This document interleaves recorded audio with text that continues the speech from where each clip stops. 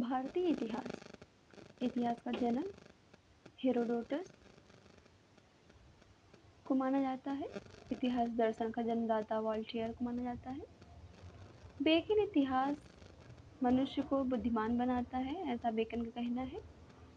इतिहास एक अपरिवर्तनीय रूप वाली कहानी है, यह ट्रेविलियन का कहना है। इतिहास एक कहानी है, रेनियर का कहना है। इतिहास विज्ञान है, न इससे कम न इससे ज़्यादा, जेबी ब्यूरी के द्वारा कहा गया है। इतिहास समस्त विज्ञानों की रानी है, अल्बरोनी ने कहा। अभी हम प्राचीन भारत का इतिहास देखते हैं। भारतीय परंपरा में इतिहास की अवधारणा अत्यंत प्राचीन है। इसका सर्वप्रथम उल्लेख अथर्ववेद से प्राप्त होता है। भारतीय इतिहास का काल विभाजन प्रथम प्राचीन भारत का इतिहास, द्वितीय मध्यकालीन भारत का इतिहास, तृतीय आधुनिक भारत का इतिहास। अर्थात जो भारतीय इतिहास का काल विभाजन है वो 3 स्तर में किया गया, 3 कालखंडों में विभाजित है। प्राचीन भारत का इतिहास, मध्यकालीन भारत का इतिहास और आधुनिक भारत का इतिहास। आगे काल विभाजन एवं नामकरण को देखते हैं। प्राग ऐतिहासिक काल, जो प्राग ऐतिहासिक काल है उसकी विशेषता यह है कि इसमें लिखित साक्ष्य तो अनुपलब्ध हैं, केवल पुरातात्विक साक्ष्य जो है वो उपलब्ध है। आदि ऐतिहासिक काल में लिखित साक्ष्य उपलब्ध तो थे किंतु पढ़ने योग्य नहीं थे, अपठनीय थे, जिन्हें पढ़ा नहीं जा पा रहा था, केवल पुरातात्विक साक्ष्यों पर निर्भरता थी। ऐतिहासिक काल में क्या था कि लिखित साक्ष्य उपलब्ध थे, पठनीय भी थे, पुरातात्विक साक्ष्य भी उपलब्ध थे। अर्थात जो प्रागैतिहासिक काल है उसमें क्या है, उसमें लिखित साक्ष्य उपलब्ध नहीं थे। आदि ऐतिहासिक काल में लिखित साक्ष्य उपलब्ध थे लेकिन अपठनीय थे।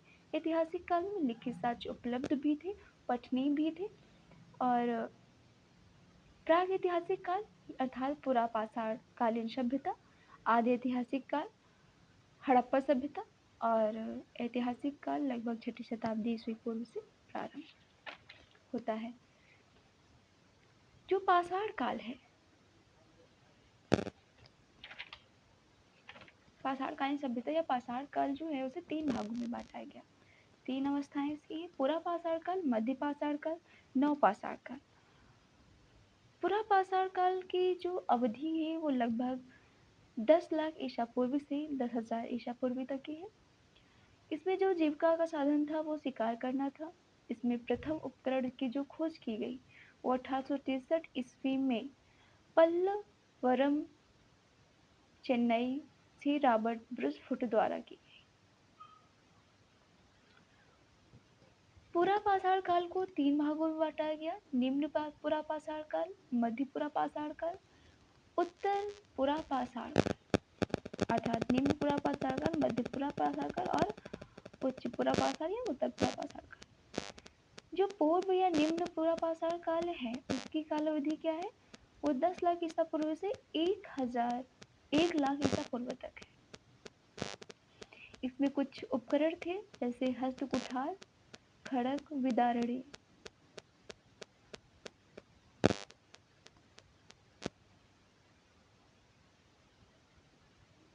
मध्य पूरा पाषाण काल, इसकी समयावधि 1 लाख ईसा पूर्व से 40,000 ईसा पूर्व तक है। निम्न की क्या थी, 10 लाख से 1 लाख ईसा पूर्व तक, और मध्य की है 1 लाख ईसा पूर्व से 40,000 ईसा पूर्व तक। इसमें कुछ उपकरण थे, मध्य आकार के हस्त कुठार थे, विदारणी थी, छुरिकाएं थी। उत्तर पूरा पाषाण काल,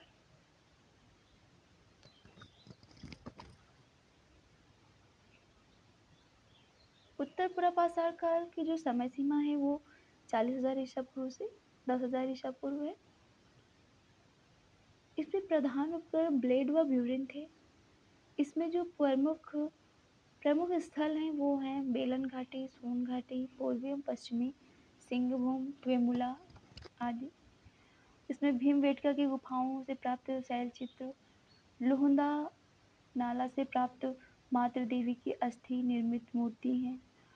पाटन या पाटने से प्राप्त सूर्यमुख के अंड कवचों पर रेखांकन, अंड कवच व सीपी के मन के। नेक्स्ट आता है मध्यपाषाण काल। मध्यपाषाण काल की खोज 1867 से 68 ईस्वी में हुई। खोजकर्ता आर्कीबल्ड कैपबल कार्लाइल थे। इसमें जो प्राप्त साक्ष्य हैं वो शैल चित्र हैं जो विंध्य क्षेत्र से प्राप्त हुए। इसकी समय सीमा 10,000 ईसा पूर्व से 7,000 ईसा पूर्व है। कुछ स्थल इसमें प्राप्त हुए और उससे प्राप्त होने वाले प्रमुख साक्ष्य जो रहे, जैसे लंगनाज गुजरात से 14 मानव कंकाल प्राप्त हुए। मदहा प्रतापगढ़ उत्तर प्रदेश से 28 समाधियां। बूचड़खाना हड्डी व सींग से निर्मित उपकरण प्राप्त हुए। लंगनाज से क्या हुआ, लंगनाज जो गुजरात में है उसे 14 मानव कंकाल तंत्र प्राप्त हुए। महदहा प्रतापगढ़ उत्तर प्रदेश में है जहाँ से 28 समाधियां, बूचड़खाना तथा हड्डी एवं सींग से निर्मित उपकरण प्राप्त हुए।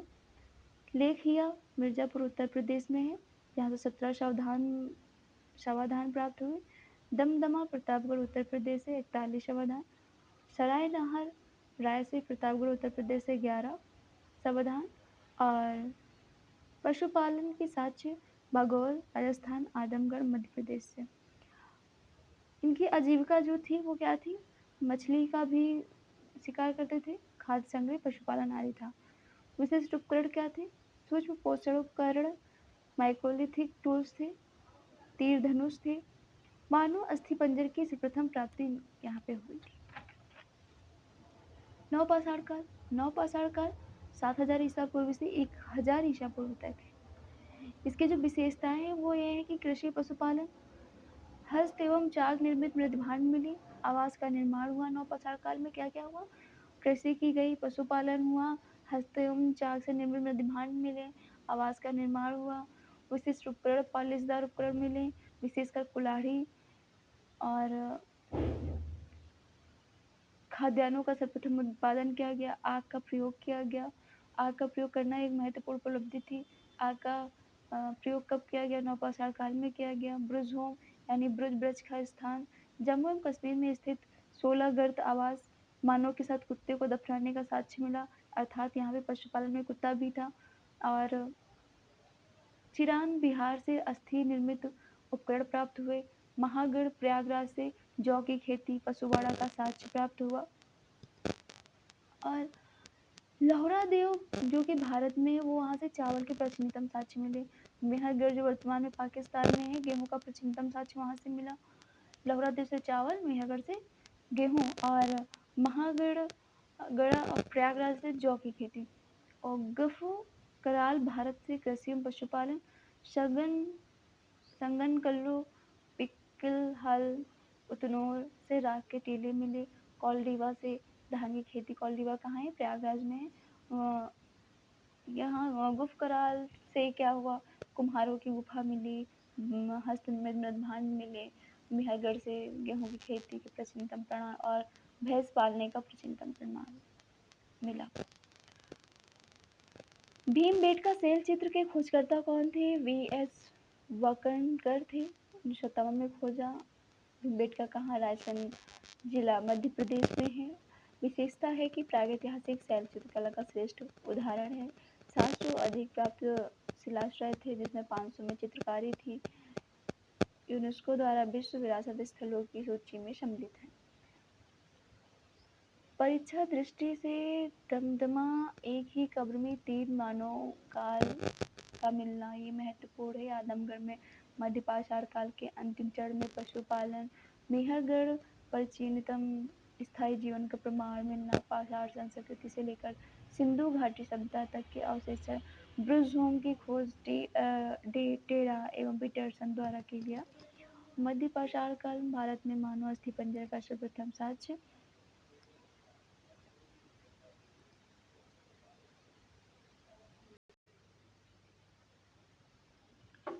हड़प्पा सभ्यता। हड़प्पा सभ्यता नामकरण सिंधु घाटी सभ्यता कहा गया, जिसे जॉन मॉर्सल द्वारा सिंधु घाटी सभ्यता नाम दिया गया। सिंधु सरस्वती सभ्यता अथवा सरस्वती सभ्यता अधिकांश बस्तियां सरस्वती एवं उसकी सहायक नदियों के किनारे स्थित होने के कारण से सिंधु सरस्वती सभ्यता भी कहा गया। हड़प्पा सभ्यता प्रथम ज्ञात स्थल के आधार पर प्रथम नगरीय सभ्यता भारतीय उपमहाद्वीपों में नगरीकरण का प्रथम साक्ष्य होने के कारण कांस्य युगीन सभ्यता पहली बार कांस्य का प्रयोग आदि ऐतिहासिक सभ्यता लिप अपठनीय। हड़प्पा सभ्यता की उत्पत्ति के संदर्भ में प्रमुख विद्वानों के मत E.J.H. मैके ने कहा कि सुमेर या मेसोपोटामिया से लोगों की प्रवसन के कारण हड़प्पा सभ्यता की उत्पत्ति हुई। D.H. गार्डन मार्टिन व्हीलर का कहना है कि पश्चिमी एशिया से सभ्यता के विचार के प्रवसन के कारण। अमलानंद घोष का कहना है कि पूर्व हड़प्पा यानी शोधी संस्कृति सभ्यता की परिपक्वता के परिणाम स्वरूप। Stuart Piggott fair service George F Dallas Rafiq Mughal स्थानीय उत्पत्ति का सिद्धांत दिया। विस्तार क्षेत्र अफगानिस्तान भारत पाकिस्तान जम्मू एवं कश्मीर पंजाब हरियाणा राजस्थान उत्तर प्रदेश महाराष्ट्र। सुदूर स्थल जो थे वो सुतकागे डोर था मांडा आलमगीरपुर दैमाबाद। इसके जो विस्तार क्षेत्र थे क्या थे वो सुदूर स्थल क्या थे मांडा था सुतकुंडोर था और आलमगीरपुर था दैमाबाद था। हड़प्पा सभ्यता त्रिभुजाकार क्षेत्र पर लगभग 13 लाख वर्ग किलोमीटर था। हड़प्पा सभ्यता का काल निर्धारण रेडियो कार्बन 14 जैसी नवीन विश्लेषण पद्धतियों के द्वारा हड़प्पा सभ्यता की सर्वाधिक मान्य कला विधि 2300 ईसा पूर्व से 1700 ईसा पूर्व तक की माना जाता है। हड़प्पा पुरास्थल बालू भारतीय राज्य हरियाणा में है। पादरी गुजरात में देधरी पंजाब में है। हड़प्पा सभ्यता के जो खोजकर्ता रहे हैं वो दयाराम साहिनी थे। मोहनजोदड़ो के खोजकर्ता राखालदास बनर्जी थे। चंद्रवुदड़ो के N.G. मजूमदार लोथल के S.R. राव कालीबंगा के लुइंग पियो टेसीटोरी बनावली के R.S. विस्ट धौलावीरा के J.P. जोशी रोपड़ के यज्ञदत्त शर्मा थे। दयाराम साहिनी क्या थे हड़प्पा के थे। मोहनजोदड़ो के राखालदास बनर्जी चंद्रवुदड़ो के मजूमदार लोथल S.R. राव कालीबंगा लुइंग बनावली R.S. विस्ट धौलावीरा J.P. जोशी क्या थे वो धौलावीरा के खोजकर्ता थे। रोपड़ यज्ञदत्त शर्मा। सिंधु सभ्यता के प्रमुख स्थल एवं उनसे संबंधित नदियाँ। हड़प्पा से रावी नदी संबंधित थी। मोहनजोदड़ो से सिंधु नदी कालीबंगा से घग्गर नदी। हड़प्पा से कौन थी रावी नदी। हड़प्पा के खोजकर्ता दयाराम साहिनी। मोहनजोदड़ो सिंधु नदी। मोहनजोदड़ो के खोजकर्ता राखालदास बनर्जी। कालीबंगा घग्गर नदी। कालीबंगा के खोजकर्ता लुइगो पियो। लोथल भोगवा नदी। लोथल के खोजकर्ता राव। रोपड़ सतलज नदी। रोपड़ की खोजकर्ता यज्ञदत्त शर्मा। मांडा चिनाब नदी। दैमाबाद परवरा नदी। आलमगीरपुर हिडन नदी। सुतकुंडोर दास या दशक नदी। भगवानपुरा सरस्वती नदी।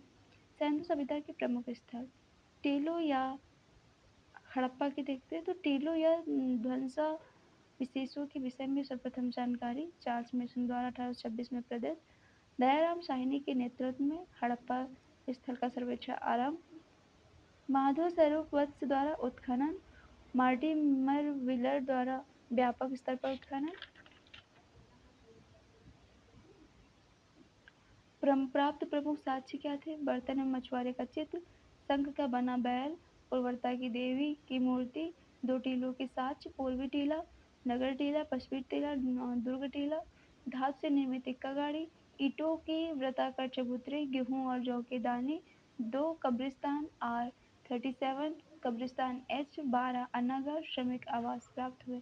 मोहनजोदड़ो अर्थात मृतकों का टीला अन्य नाम सिंध का बाग। प्रमुख प्राप्त साक्ष्य वृहद स्नानागार सर्वाधिक उल्लेखनीय स्मारक तत्कालीन विश्व का एक आश्चर्यजनक निर्माण जन्मोत्सव का कथन है। विशाल अन्नागार 3 बंदरों वाला मनका नर्तकी की कांस्य मूर्ति और पुजारी की मूर्ति पशुपति शिव का मोहर पर अंकन मोहर पर नाव का चित्र शिव निर्मित पैमाना सूती कपड़ा हाथी का कपाल खंड घोड़े के दांत, गीली मिट्टी पर कपड़ा।